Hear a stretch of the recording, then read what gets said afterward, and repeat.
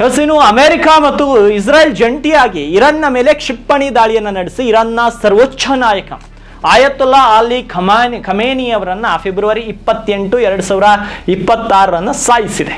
ಈ ಮೂಲಕ ಇರಾನ್ನಲ್ಲಿ ತನ್ನ ಪ್ರಾಬಲ್ಯ ಸಾಧಿಸುವ ನಿಟ್ಟಿನಲ್ಲಿ ಇಸ್ರಾಯೇಲ್ ಮುಂದಕ್ಕೆ ಅಡಿ ಇಟ್ಟಿದೆ.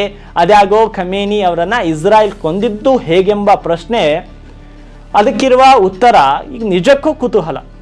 ಅಷ್ಟೊಂದು ಬಿಗಿ ಭದ್ರತೆ ಹಾಗೂ ಗುಪ್ತಚರ ಅಧಿಕಾರಿಗಳಿಂದ ಸುತ್ತುವರೆದ ಭದ್ರಕೋಟೆಯನ್ನು ದಾಟಿ ಇಸ್ರಾಯೇಲ್ ಖಮೇನಿಯನ್ನ ತಲುಪಿದ್ದು ಹೇಗೆಂಬುದಕ್ಕೆ ಈಗ ಒಂದಿಷ್ಟು ಮಾಹಿತಿ ದೊರೆತಿದೆ.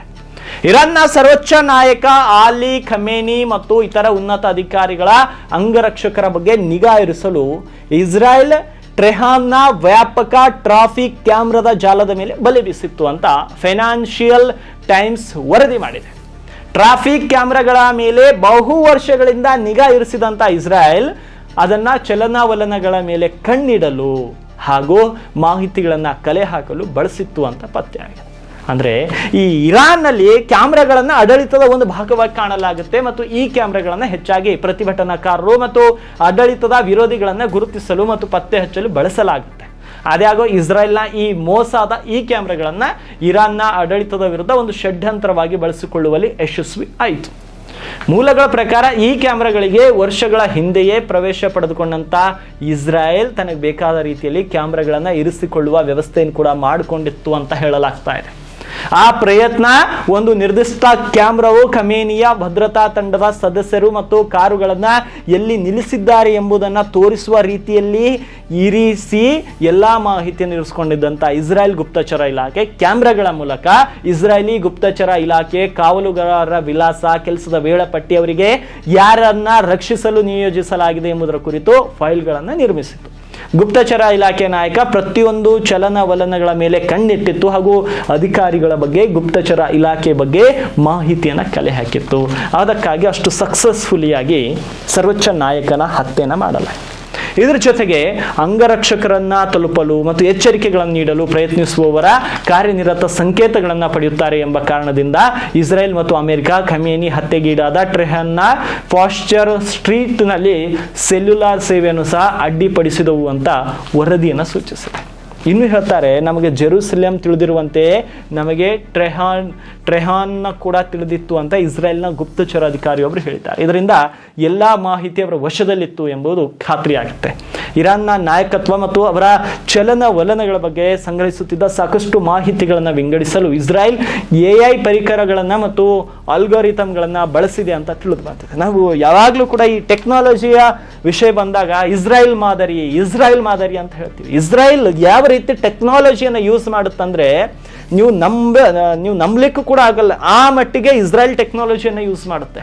ಈಗ ಇರಾನ್ನ ಸರ್ವೋಚ್ಚ ನಾಯಕ ಖಮೇನಿಯನ್ನ ಸಾಮಾನ್ಯವಾಗಿ ಕೊಂದಿದ್ದಲ್ಲ, ಅವರು ಈ ಕ್ಯಾಮ್ರಾಗಳನ್ನ ಏನು ಈ CCTV ಕ್ಯಾಮ್ರಾಗಳು ಮತ್ತು ಅಲ್ಲಲ್ಲಿ ಬಳಸುವಂತ ಕ್ಯಾಮ್ರಾಗಳನ್ನು ಇರಾನ್ನ ಕ್ಯಾಮ್ರಾಗಳನ್ನ ಹ್ಯಾಕ್ ಮಾಡಿ ಅವುಗಳಲ್ಲಿ ಇವರ ರಾ ಏಜೆಂಟ್ಗಳು ಎಂಟರ್ ಆಗಿ ಅವುಗಳನ್ನು ಆಪರೇಟ್ ಮಾಡಿ ಖಮೇನಿ ಕಾರ್ ಎಲ್ಲಿ ನಿಲ್ಲಿಸ್ತಾರೆ, ಅವ್ರ ಬಾಡಿ ಗಾರ್ಡ್ ಯಾರು, ಅವ್ರು ಯಾವ ಟೈಮಿಗೆ ಬರ್ತಾರೆ, ಚೆಕ್ಔಟ್ ಏನು, ಚೆಕ್-ಇನ್ ಏನು, ಎಲ್ಲವನ್ನ ಅಬ್ಸರ್ವ್ ಮಾಡಿದ ಮೇಲೆ ಒಂದು ದೇಶದ ಸರ್ವೋಚ್ಚ ನಾಯಕನನ್ನ ಅವರ ದೇಶದಲ್ಲಿಗೆ ಈ ಮಟ್ಟಿಗೆ ಹತ್ಯೆ ಮಾಡ್ತಾರೆ ಅಂದ್ರೆ ಇಸ್ರಾಯೇಲ್ನ ಟೆಕ್ನಾಲಜಿ ಯಾವ ಮಟ್ಟಿಗಿದೆ ಅಂತ ಊಹೆ ಮಾಡ್ಕೊಳ್ಳಿ.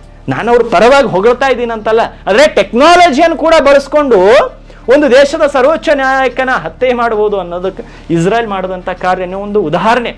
ಆ ಮಟ್ಟಿಗೆ ಇಸ್ರಾಯೇಲ್ ಟೆಕ್ನಾಲಜಿಯಲ್ಲಿ ಯಾಕೆ ನೋಡಿ, ಸಣ್ಣ ಇಷ್ಟು ಭೂಪಟದಲ್ಲಿ ನೀವು ಇಸ್ರಾಯೇಲನ್ನು ನೋಡಿ ಇಷ್ಟೇ ಕಾಣಿಸುತ್ತೆ, ಇಷ್ಟೇ ದೇಶ ಅದು. ಆದರೆ ಟೆಕ್ನಾಲಜಿಯಲ್ಲಿ ಇಂಥ ದೊಡ್ಡ ದೊಡ್ಡ ದೇಶಗಳಿಗೂ ಕೂಡ, ಭೂಪಟದಲ್ಲಿ ಇಷ್ಟು ಉದ್ದವಾಗಿ ಕಾಣುವಂಥ ದೇಶಗಳಿಗೂ ಕೂಡ ನಡುಕ ಹುಟ್ಟಿಸುತ್ತೆ ಇಸ್ರಾಯೇಲ್.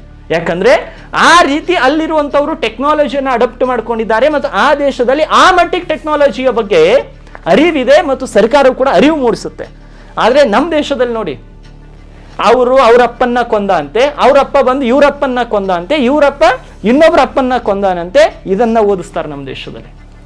ಇವತ್ತಿಗೂ ಕೂಡ ಬ್ರಿಟಿಷರ್ ಕಾಲದ ಎಜುಕೇಶನ್ ಸಿಸ್ಟಮ್ ಅನ್ನ ಓದ್ಕೊಂತಾ ಇದ್ದೀವಿ.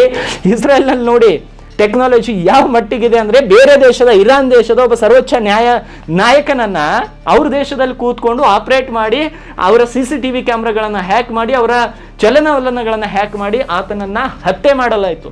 ನಮ್ಮ ದೇಶದಲ್ಲಿ ಬಾಬರ್ ಬಂದಂತೆ, ಮೊಘಲರು ಬಂದ್ರಂತೆ, ದೆಹಲಿ ಸುಲ್ತಾನ್ರು ಬಂದ್ರಂತೆ. ನಮ್ಮ IAS ಆಫೀಸರ್ ಲೆವೆಲಲ್ಲಿ ಎಕ್ಸಾಮ್ ಬರೆಯೋರಿಗೆ ಕೂಡ ನಾವು ಇದನ್ನೇ ಓದಿಸ್ತಾ ಇದ್ದೀವಿ.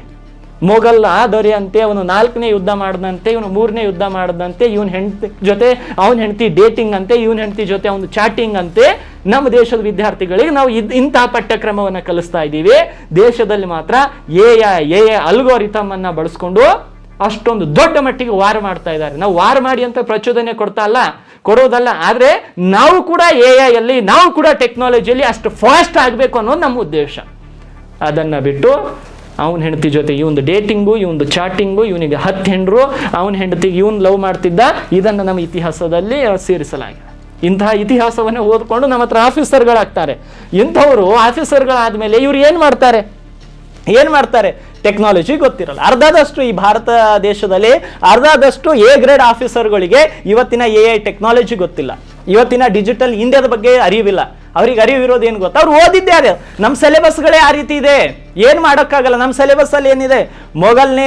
ಮೊಘಲ್ ಯಾರಿಂದ? ಬಾಬರ್ನಿಂದ ಎಂಟ್ರಿ ಆದ. ಬಾಬರ್ಗೆ ಮಗ ಇದ್ದ, ಮಗನಿಗೆ ಇವ್ರು ಕೊಂದ್ರು, ಅವ್ರು ಕೊಂದ್ರು. ಇಲ್ಲ ಅಂದ್ರೆ ದೆಹಲಿ ಸುಲ್ತಾನ್ರಿಗೆ ಬರ್ತಾರೆ, ಇಲ್ಲ ನಮ್ಮ ಕರ್ನಾಟಕ ಕಡೆ ಬರ್ತಾರೆ, ಇತ್ತೆ ಆ ರಾಜ ಆಳದನ್ನ ಇದನ್ನ ಕಲಿತಾರೆ. ಇವುಗಳ ಆಧಾರದ ಮೇಲೆ ಪ್ರಶ್ನೆಗಳು ಬರುತ್ತೆ, ಅವುಗಳಿಗೆ ಉತ್ತರ ಬರೀತಾರೆ. ಇಲ್ಲ ಆಫೀಸಲ್ಲಿ ಕೆಲಸ ಮಾಡಿ ಅಂದ್ರೆ, ಟೆಕ್ನಾಲಜಿ ಜೊತೆ ಕೆಲಸ ಮಾಡಿ ಅಂದ್ರೆ ನಿದ್ದೆ ಬರುತ್ತೆ. ಯಾಕಂದ್ರೆ ನಮ್ಮ ಹತ್ರ ಇರೋದು TCSನ ಇಂಜಿನಿಯರ್ಗಳು ಕೊಡುವಂತಹ ಸಾಫ್ಟ್ವೇರ್ಗಳು, ಝೋಹೋದವ್ರು ಕೊಡುವಂತಹ ಸಾಫ್ಟ್ವೇರ್ಗಳು, TCSನವ್ರು ಕೊಡುವಂಥದ್ದು. ಇಂಥ ಸಾಫ್ಟ್ವೇರ್ಗಳು ಯೂಸ್ ಮಾಡು ಅಂದ್ರೆ ಇವ್ರಿಗೆ ಯೂಸ್ ಮಾಡೋಕೆ ಬರೋಲ್ಲ. ಮತ್ತೆ ಹೇಳ್ತಾರೆ ಎಲ್ಲವೂ ಆನ್ಲೈನ್ ಆಗಿ ಎಲ್ಲವೂ ಹದಗೆಟ್ಟಿದೆ ಅಂತ. ಮೊದಲು ನೀವು ಆನ್ಲೈನ್ಗೆ ನೀವು ಹೊಂದಿಕೊಳ್ಳೋದನ್ನು ನಮ್ಮ ಅಧಿಕಾರಿಗಳು ಕಲಿಬೇಕು.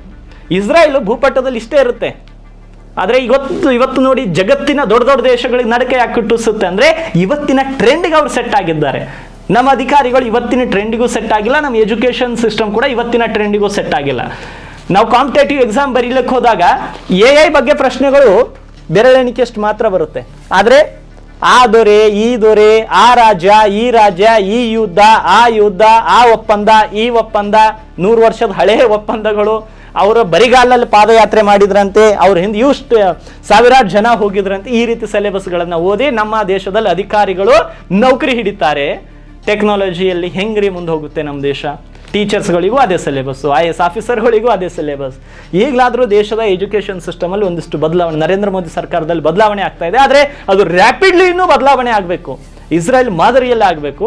ನೋಡಬೇಕು, ಅಮೆರಿಕ, ಇಸ್ರೇಲ್ ಈ ರೀತಿ ಮಾದರಿಯಲ್ಲಿ ಸರ್ಕಾರದವರು ಕೂಡ ಟೆಕ್ನಾಲಜಿಯನ್ನು ಅಡಾಪ್ಟ್ ಮಾಡ್ಕೊಂಡು ತುಂಬ ಒಳ್ಳೆಯದು. ಈ ಸುದ್ದಿಗಳು ಇದಕ್ಕೆ ಸಂಬಂಧಪಟ್ಟದ್ದು ಅಲ್ಲ. ಆದರೆ ಇಸ್ರಾಯೇಲ್ ದೇಶದ ರಾ ಏಜೆಂಟ್ಗಳು ಯಾವ ರೀತಿ ಖಮೇನಿಯನ್ನು ಕೊಂದ್ರು ಅಂದರೆ ಟೆಕ್ನಾಲಜಿಯಿಂದ ಕೊಂದ್ರು. ಖಮೇನಿಯನ್ನ ಇವರು ಅವ್ರ ದೇಶದಲ್ಲಿಯೇ ಹೋಗಿ ಹತ್ಯೆ ಮಾಡ್ತಾರಂದ್ರೆ ಸುಮ್ಮನೆ ನನ್ನ ಹತ್ರ ಜನರಿದ್ದಾರೆ, ನಮ್ಮ ಹತ್ರ 10 ಲಕ್ಷ ಸೈನಿಕರಿದ್ದಾರೆ, 20 ಲಕ್ಷ ಸೈನಿಕರಿದ್ದಾರೆ, ನಾನು ಬಂದೂಕನ್ನು ತಗೊಂಡು ಅವ್ರ ಗಡಿ ದಾಟಿ ಹೋಗ್ತೀನಿ ಅಂದ್ರೆ ಸುಟ್ಟು ಭಸ್ಮವಾಗಿ ಹೋಗ್ತಿತ್ತು ಇದೇ ಇಸ್ರಾಯೇಲ್. ಆದರೆ ಇಸ್ರಾಯೇಲು ಇರಾನ್ನ ಸರ್ವೋಚ್ಚ ನಾಯಕನನ್ನು ಹೆಂಗೆ ಕೊಂತು? ತಲೆಯನ್ನು ಉಪಯೋಗಿಸ್ತು. ಆ ತಲೆ ಹೇಗೆ ಉಪಯೋಗಿಸ್ತು? ಟೆಕ್ನಾಲಜಿಯನ್ನು ಬಳಸ್ಕೊಂಡು ಉಪಯೋಗಿಸ್ತು. ಆ ಟೆಕ್ನಾಲಜಿಯನ್ನು ಬಳಸ್ಕೊಂಡಿದ್ದಕ್ಕಾಗಿ ಇವತ್ತು ಇಸ್ರಾಯೇಲ್ ಟೆಕ್ನಾಲಜಿಯಲ್ಲಿ ನಂಬರ್ 1 ಇದೆ. ಇರಾನ್ ಟೆಕ್ನಾಲಜಿಯಲ್ಲಿ ಫೇಲ್ಯೂರ್ ಆದರೂ ಅವ್ರ ನಾಯಕನನ್ನು ಕಳೆದುಕೊಂಡ್ರು. ಅಂದರೆ ಟೆಕ್ನಾಲಜಿಗೆ ನಾವು ಅಡಾಪ್ಟ್ ಆಗಬೇಕು, ಟೆಕ್ನಾಲಜಿಯನ್ನು ಬಳಸೋದು ಕಲಿಬೇಕು. ಇಲ್ಲಾಂದರೆ ನಾವು ಔಟ್ ಆಫ್ ಮಾರ್ಕೆಟ್ ಆಗ್ತೇವೆ. ಮುಂದಿನ ಸುದ್ದಿ.